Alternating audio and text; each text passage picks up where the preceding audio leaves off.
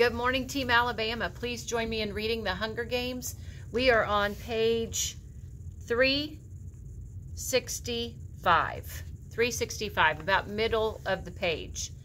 The sun is just peeking over the horizon when we straggle back to the 12th floor of the training center. I think now I finally get a word alone with Peeta, but Haymitch sends him off with Portia to get something fitted for the interview and personally escorts me to my door. Why can't I talk to him, I ask. Plenty of time for talk when we get home, says Haymitch. Go to bed. You're on air at 2.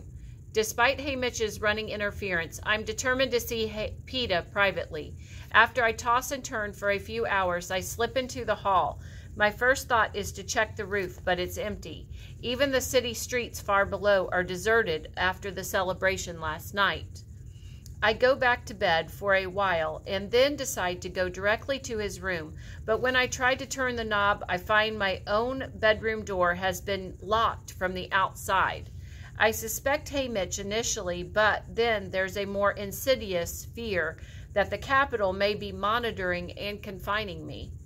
I've been unable to escape since the Hunger Games began, but this feels different, much more personal. This feels like I've been imprisoned for a crime and I'm awaiting sentencing. I quickly get back in bed and pretend to sleep until Effie Trinket comes to alert me to the start of another big day. I have about 5 minutes to eat a bowl of hot grains and stew before the prep team descends. All I have to say is the crowd loved you, and it's unnecessary to speak for the next couple hours. When Senna comes in, he shoos them out and dresses me in a white gauzy dress and pink shoes. Then he personally adjusts my makeup until I seem to radiate a soft rosy glow. We make idle chit-chat, but I'm afraid to ask him anything of real importance because after the incident with the door, I can't shake the feeling that I'm being watched constantly. The interview takes place right down the hall in the sitting room. A space has been cleared and the love seat has been moved in and surrounded by vases and red and pink roses. There are only a handful of cameras to record the event, no live audience at least. Cesar Flickerman gives me a warm hug, and when I come in, "Congratulations, Katniss, how are you faring?" "Fine, nervous about the interview," I say. "Don't be. We're going to have a fabulous time," he says, giving me my cheek a reassuring pat. "I'm not good at talking about myself," I say. "Nothing you say will be wrong," he says. And I think, oh, Cesar, if only that were true. But actually, President Snow may be arranging some sort of accident for me as we speak. Then Peeta's there looking handsome in red and white, pulling me off to the side. "I hardly get to see you. Haymitch seems bent on keeping us apart." Haymitch is actually bent on keeping us alive, but there are too many ears listening, so I just say, "Yes, he's gotten very responsible lately." "Well, there's just this and we go home. Then he can't watch us all the time," says Peeta. I feel a sort of shiver run through me, and there's no time to analyze why, because they're ready for us. We sit somewhat formally on the love seat, but Cesar says, "Oh, go ahead and curl up next to him if you want." It looked very sweet. So I tuck my feet up and Peeta pulls me in close to him. Someone counts backward, and just like that, we're being broadcast live to the entire country. Cesar Flickerman is wonderful, teasing, joking, getting choked up when the occasion presents itself. He and Peeta already have the rapport they established that night of the first interview, that easy banter. So I just smile a lot and try to speak as little as possible. I mean, I have to talk some, but as soon as I can, I redirect the conversation back to Peeta. Eventually, though, Cesar begins to pose questions that insist on fuller answers. "Well, Peeta, we know from our day in the cave that it was love at first sight for you from, what, age 5? Cesar says. "And from the moment I laid eyes on her," says Peeta. "But Katniss, What a ride for you. I think the real excitement for the audience was watching you fall for him. When did you realize you were in love with him? Asked Cesar. Oh, that's a hard one. I give a faint, breathy laugh and look down at my hands. Help.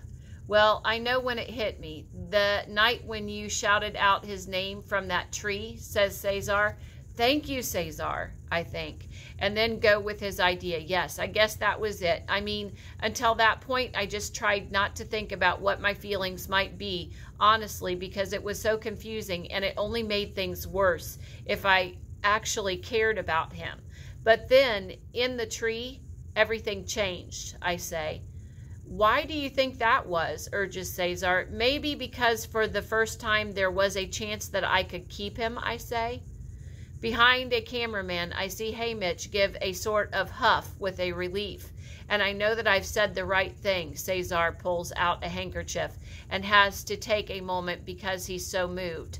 I can feel Peeta press his forehead into my temple and he asks, so now that you've got me, what are you going to do with me?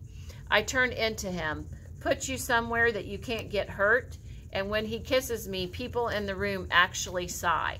For Cesar, this is a natural place to segue into all the ways that we did get hurt in the arena, from burns to stings to wounds. But it's not until we get around to the mutts that I forget that I'm on camera. When Cesar asks Peeta how his new leg is working out, new leg, I say, and I can't help reaching out and pulling up the bottom of Peeta's pants. Oh no, I whisper, taking in the metal and plastic device that has replaced his flesh. No one told you? Asks Cesar gently. I shake my head. I haven't had a chance, says Peeta with a slight shrug. It's my fault, I say, because I used that tourniquet. Yes, it's your fault I'm alive, says Peeta. He's right, says Cesar. He'd have bled to death for sure without it.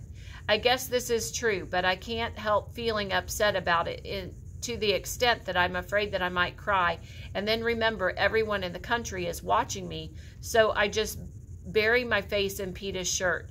It takes them a couple of minutes to coax me back out because it's better in the shirt where no one can see me. And when I do come out, Cesar backs off questioning me so I can recover.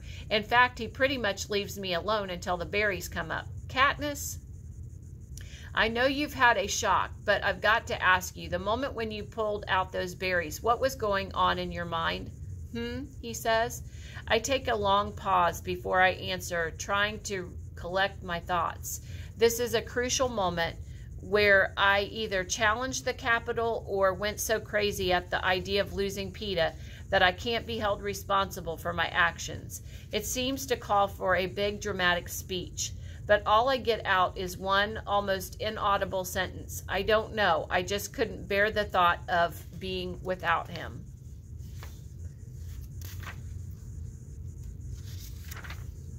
Peeta, anything to add? Asks Cesar. No, I think that goes for both of us, he says. Cesar signs off and it's over. Everyone's laughing and crying and hugging, but I'm still not sure until I reach Haymitch. Okay, I whisper. Perfect, he answers. I go back to my room to collect a few things and find there's nothing to take but the Mockingjay pen that Madge gave me. Someone returned it to my room after the games. They drive us through the streets in a car with blackened windows and train waiting for us. We barely have time to say goodbye to Cinna and Portia, although we'll see them in a few months when we tour the districts for a round of victory ceremonies. It's the Capitol's way of reminding people that Hunger Games never really go away. We'll be given a lot of useless plaques and everyone will have to pretend they love us.